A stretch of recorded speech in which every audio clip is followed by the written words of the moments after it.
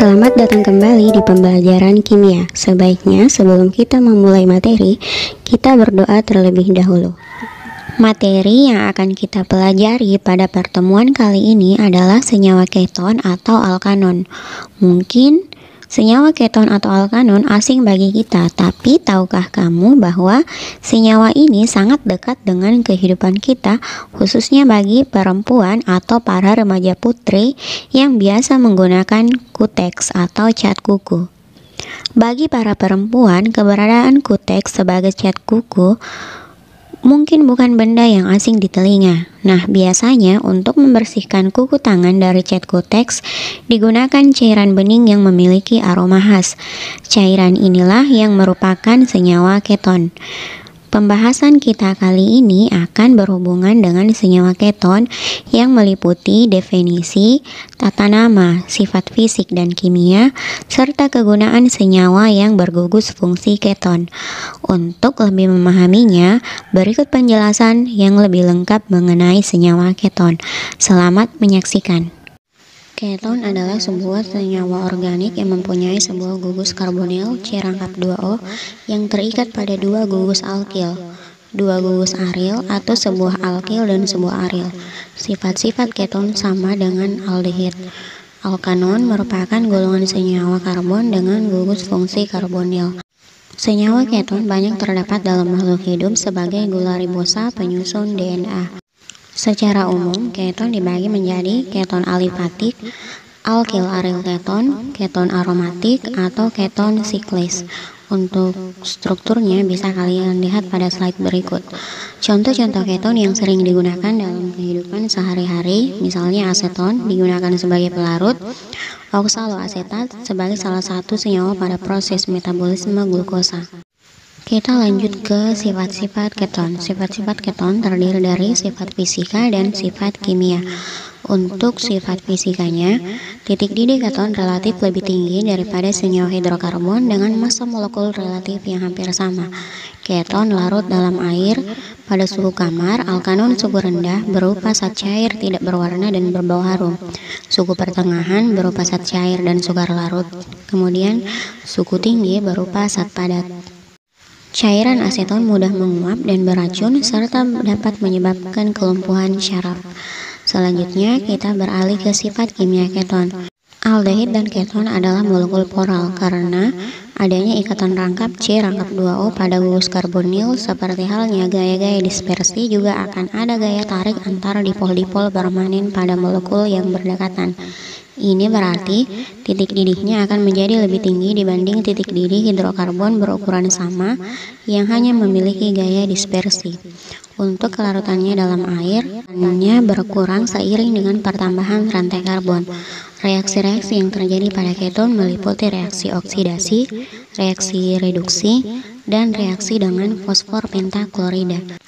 Keton juga bisa bereaksi dengan reaksi Grignard menghasilkan alkohol tersier, bisa mengalami kondensasi aldol dengan bantuan katalis seng 2 klorida, bisa bereaksi dengan hidroksilamin, bereaksi dengan asam sianida, bereaksi dengan natrium bisulfit, menghasilkan keton bisulfit, bereaksi dengan hidroksilamin, bereaksi dengan fenilhidrazin, menghasilkan senyawa nilhydrazon, fenilhydrazon, dan air.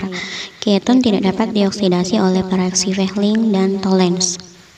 Kita lanjut ke tata nama keton. Seperti biasa, tata nama terbagi menjadi dua, yaitu nama resmi atau nama IUPAC dan nama trivial.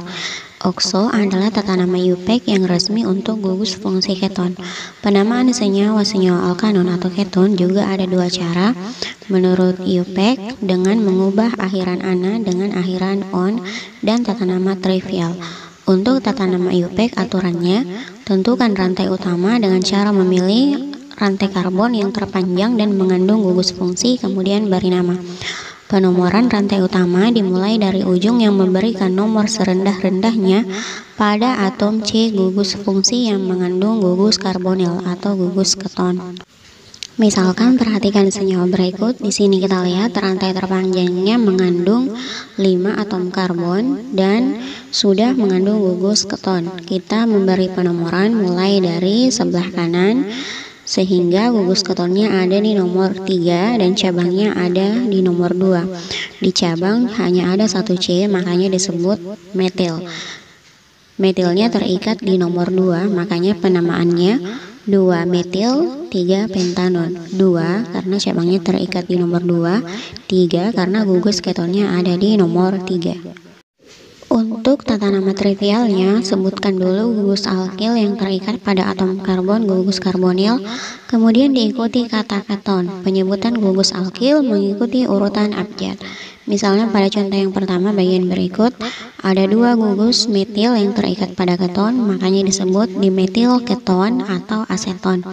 Di contoh yang kedua, ada 2 gugus yang terikat, yaitu gugus metil dan gugus etil, tapi ingat penyebutan harus dimulai dari abjad. Kita lanjut ke isomer keton.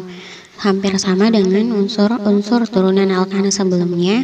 Isomer keton ada 2, yaitu isomer struktur dan isomer geometri. Pengelompokan keton berdasarkan substituen mereka, terdapat keton simetris dan asimetris, bergantung pada gugus alkil yang diikat. Isomer yang pertama yaitu isomer posisi. Alkanun mempunyai isomer posisi karena letak gugus fungsi bisa berbeda-beda. Untuk isomer fungsinya, seperti yang kita ketahui sebelumnya bahwa keton atau alkanun berisomer fungsi dengan aldehid atau alkanal.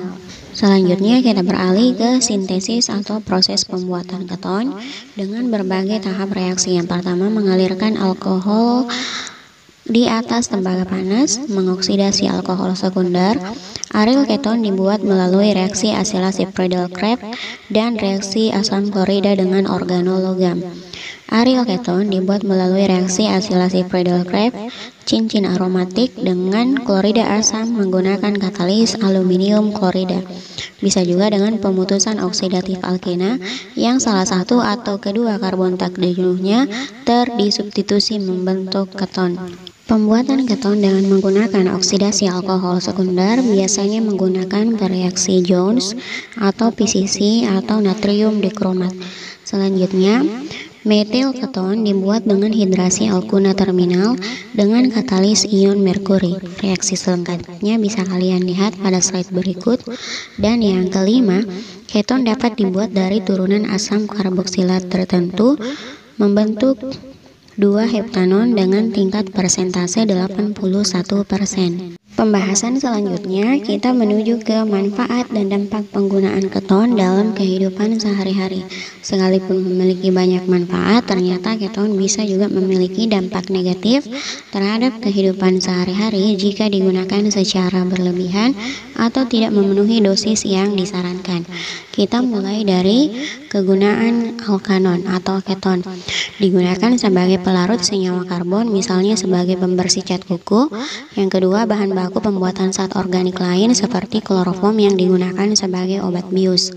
Keton juga sering digunakan pada parfum dan cat untuk menstabilisasi ramuan lainnya sehingga tidak terdegradasi dengan cepat. Senyawa alkanon yang paling banyak digunakan misalnya sebagai campuran parfum dan kosmetika. Aseton juga sering digunakan sebagai pelarut bahan-bahan organik seperti lilin dan plastik. Kemudian propanon atau dimetil keton merupakan cairan tak berwarna mudah menguap, pelarut yang baik, dan senyawa ini sering digunakan sebagai pelarut. Selanjutnya, asetofenon merupakan cairan tak berwarna dan berhablur. Senyawa ini sering digunakan sebagai hipnotik.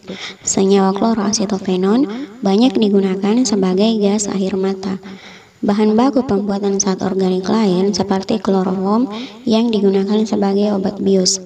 Selain itu, aseton dan beberapa senyawa alkanon yang berbau harum digunakan sebagai bahan tambahan cat. Selain itu, aseton juga biasa digunakan untuk mendeteksi penyakit diabetes mellitus dengan melihat kadar aseton yang terdapat dalam darah. Akan tetapi, ternyata metil etil keton atau butanon dapat menyebabkan rasa mengantuk dan pusing. Jika kontak mata bisa menyebabkan iritasi. Dalam konsentrasi sedang atau berat bisa menyebabkan kelumpuhan saraf. Selain itu, menghirup sejumlah besar uap aseton dapat menyebabkan iritasi saluran pernafasan dan mata. Dalam jumlah besar bisa mengakibatkan koma dan kematian. Hal ini karena keton akan terdistribusi terutama ke jaringan-jaringan yang mengandung banyak lemak dan lipid seperti sistem syaraf pusat, hati, dan sumsum tulang. Jika terkonsentrasi dalam paru-paru, gas keton akan ikut bersama aliran darah dan terikut dengan hemoglobin sehingga menyebabkan tubuh kekurangan oksigen. Tubuh manusia akan memproduksi keton bila tidak memiliki cukup banyak insulin. Keton dapat terjadi bila kita kekurangan insulin selama sakit atau ekstrim stres tubuh atau apabila terjadi dehidrasi dan menyebabkan DKA diabetik ketoasidosis adalah komplikasi yang mengancam jiwa pada pasien dengan diabetes mellitus. Ini terjadi terutama pada diabetes tipe 1. Selanjutnya kita berada di pembahasan yang terakhir yaitu perbedaan aldehid dan keton. Yang pertama, kita ke persamaannya terlebih dahulu. Senyawa turunan alkana yang mengikat gugus karbonil. Kemudian yang kedua, keduanya saling berisomeri gugus fungsi dengan rumus umum CnH2nO.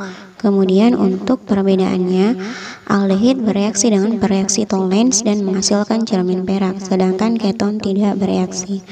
Aldehid bereaksi dengan pereaksi Fehling membentuk endapan merah bata, sedangkan keton tidak bereaksi. Kemudian, gugus karbonil aldehid selalu berada di ujung rantai karbon, sedangkan keton gugus karbonilnya berada di tengah rantai. Struktur kimianya, aldehid memiliki bentuk RC♯2O ikat H, sedangkan untuk keton RC♯O ikat R. Nah, itulah pembahasan materi kita tentang keton. Sampai jumpa di pertemuan selanjutnya.